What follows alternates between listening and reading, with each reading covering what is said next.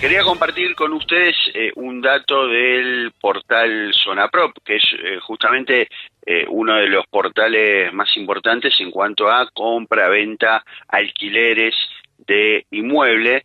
En marzo tuvo un récord de 103.000 avisos publicados solamente en lo que tiene que ver con la capital federal. Realmente un número muy importante. No sé si será récord histórico. Ahora el entrevistado nos va a contar, él que conoce mucho más del sector inmobiliario, pero bueno, esto pone en el tapete un montón de preguntas.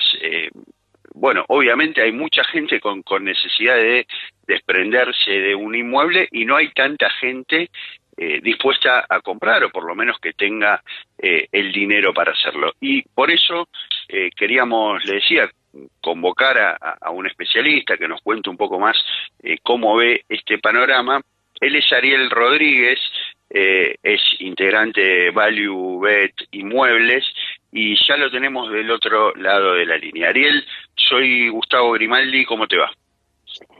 ¿Qué tal, Gustavo? ¿Cómo estás? Un placer saludarte. Muy bien, un placer. ¿Cómo andas vos? Todo bien, por suerte.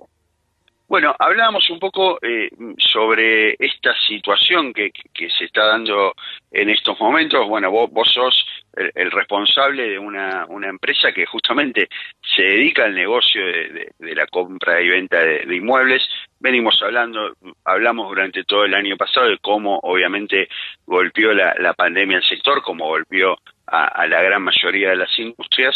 Y bueno, ahora nos encontramos ante este panorama que estaba describiendo.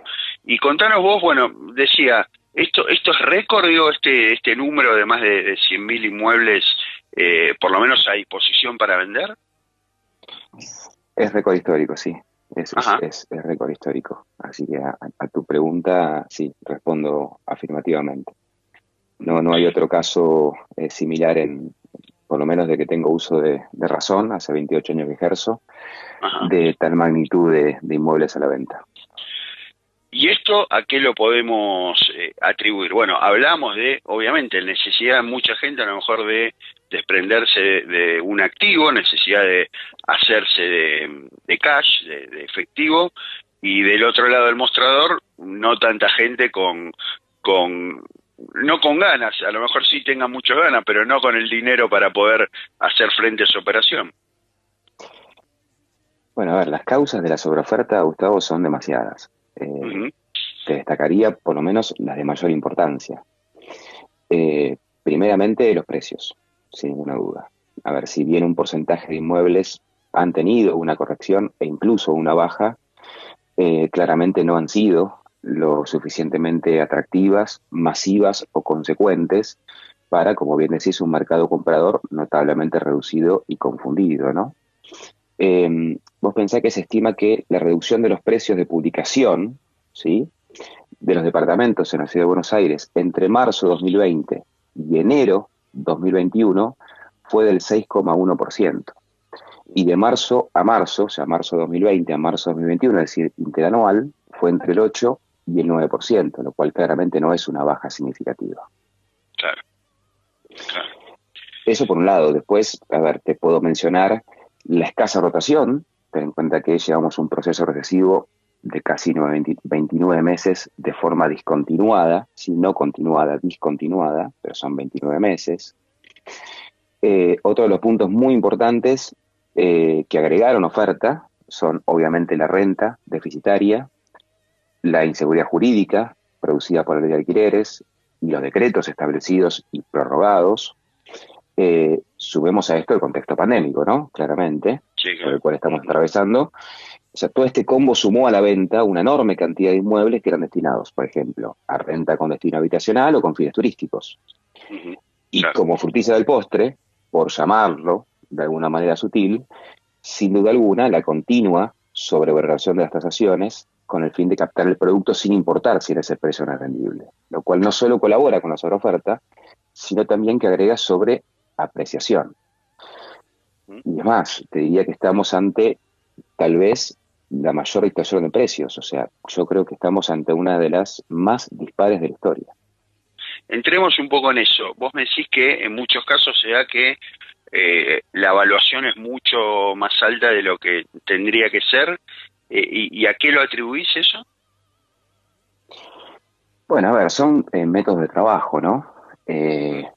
A veces es muy difícil decirle no a un propietario, ¿sí? O sea, a ver, te pongo un ejemplo muy básico. Sí, Si yo considero, en base a mi expertise y a mi estudio, al análisis que hago de ese inmueble, de productos vendidos, ¿sí? Y de demanda existente, que por ejemplo, no sé, vale $100.000, y el propietario me dice, no, yo quiero 130 y lo tomo igual, ten en cuenta que estamos hablando de un 30% más, ¿sí? está bien. Ujú, El error claramente es mío.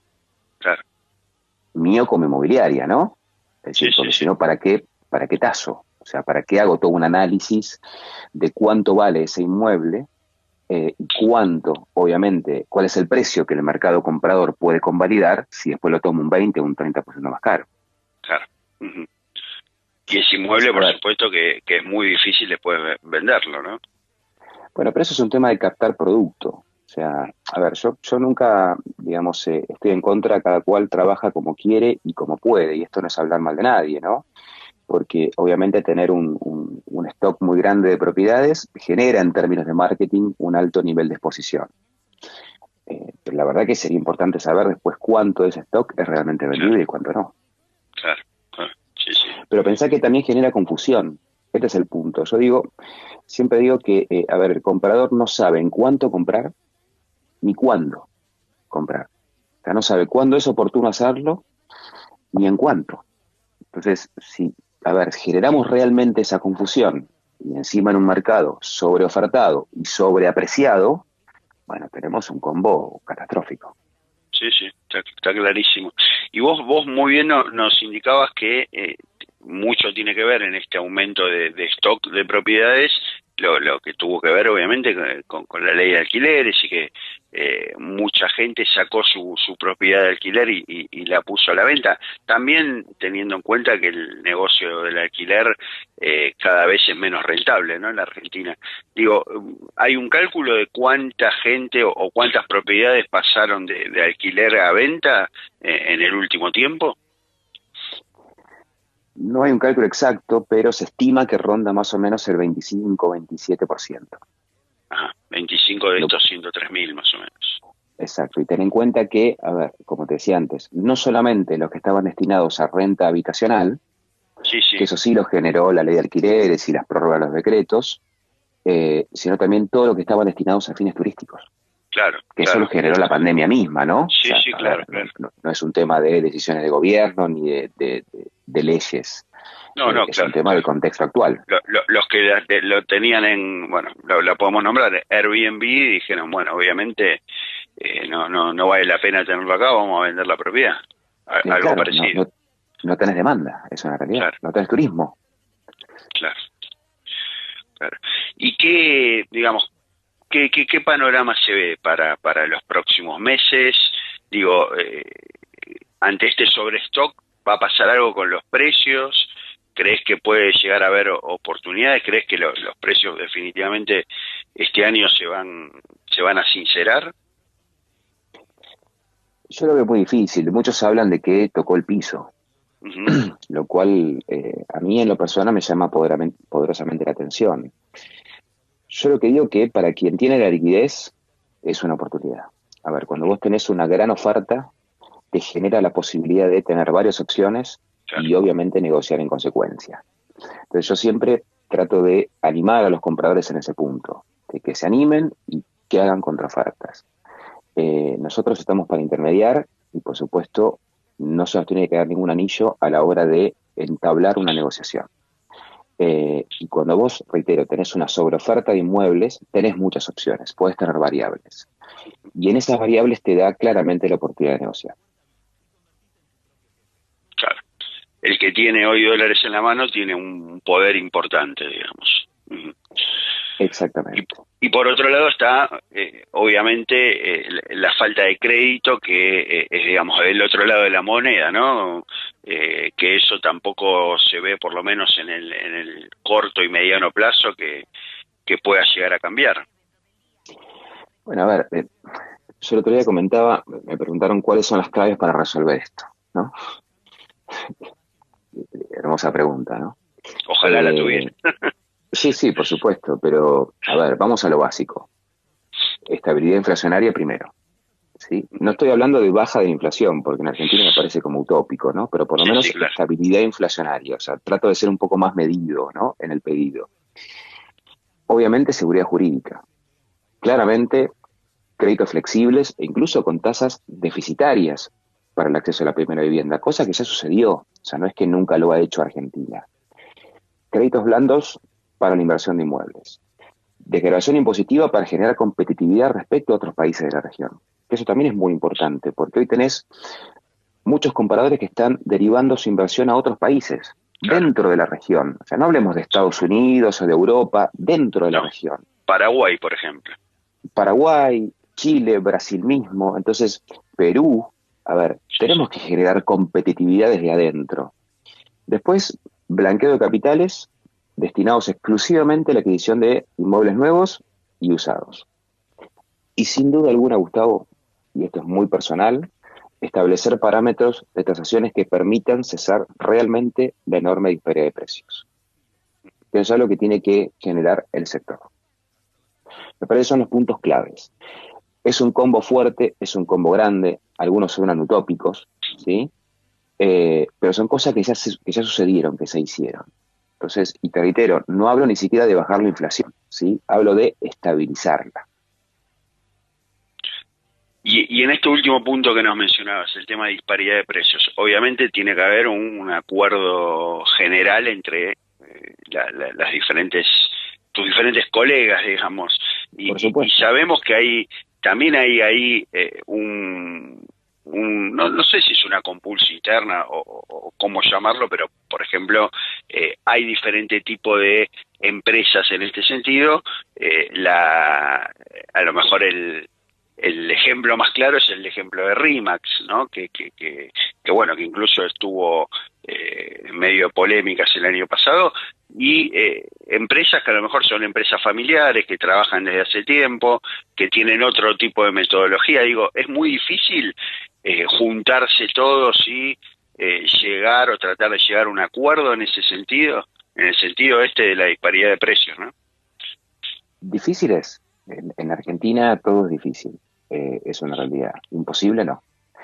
De todas maneras, vos podés diagnosticar, entre comillas, si es difícil o muy difícil cuando comenzás a hacerlo. Si no hay un comienzo de diálogo, Claro. una mesa de diálogo para intentar generar consensos, no podés determinar cuán complejo puede ser. Entonces, me parece que lo primero que hay que hacer es comenzar. Y todavía no estamos ni siquiera en ese camino. Y hay charlas, digo, hay acercamientos entre a lo mejor grandes redes como la que te comentaba recién y empresas a lo mejor más familiares, más barriales, digo, hay acercamientos, hay charlas en ese sentido. Muy pocas, Poco. muy pocas, muy pocas, sí, escasas. Y la realidad es que, a ver, como yo te digo, los parámetros de las tasaciones tienen que ser sobre los precios de los inmuebles vendidos, no de los criterios personales o de los Claro, valores sí, de sí, publicación, porque ya no está son clarísimo. parámetros. Claro. Y vos eso lo conseguís justamente en el diálogo, en la conversación. A ver, es tan simple como vendiste algún dos, tres ambientes en esta zona estos últimos meses. A ver, es el intercambio de información y lamentablemente no existe entre diferentes actores del sector. Eh, y es muy simple que suceda eso, Gustavo. Es simplemente diálogo. No ¿Cuánta- creo que sea algo muy complejo. ¿Cuántas cámaras hay que nuclean las empresas? Yo conozco dos, no sé si hay más. No, bueno, a ver, con respecto a franquicias, tenés una, obviamente, que las agrupa Sí. todas. Y en la Ciudad de Buenos Aires tenés el Colegio Profesional Inmobiliario y la Cámara Inmobiliaria Argentina. Después tenés FIRA, Está tenés bien. FESI, que las agrupa, pero son más generales, más también incluyen el Sí, sí, sí. interior, o sea, todo el país. Sí, sí, yo estaba En hablando más de la Ciudad de Buenos Aires, pero obviamente hay que incluir al resto del país también, claro, Bueno, claro. pero en la Ciudad de Buenos Aires, por segmentarlo de alguna manera, ¿sí? Ujú. Porque hay provincias que lo han hecho, como por ejemplo Córdoba, ¿sí? Que han de hecho creado un sistema único, donde tienen un intercambio de información constante, y eso, a ver, eleva automáticamente los estándares de calidad. Claro. Y acá a veces no pueden ponerse de acuerdo entre la Cámara Inmobiliaria Argentina y el Colegio de Corredores de la Ciudad de Buenos Aires, que son los dos entes más importantes. Sí, sí. Entonces, digo, me parece que esas cosas tienen que modificarse y tenemos que empezar a ser más colaborativos. Yo sinceramente consideré, y esto entre paréntesis, que todo este contexto pandémico que nos genera una altísima sensibilidad nos iba a poner un poco más en diálogo, Claro. ¿sí? Y en búsqueda de consensos. Bueno, estoy sorprendiéndome de que esa expectativa que yo No tenía como pasa. ser humano no ha pasado. Claro. Bueno, muy interesante, Ariel. Realmente nos brindaste un panorama muy completo y bueno, y todos estos entretelones, ¿no? Que a lo mejor el público en general no lo sabe, pero que también está bueno compartirlo, porque bueno, hace a lo que es también el negocio, ¿no? Te agradecemos mucho el contacto, te mandamos un saludo y seguramente en algún otro momento vamos a volver a charlar. Un placer, Gustavo. Muchísimas gracias a vos. Fue Ariel Rodríguez, CEO de Value Bet Inmuebles.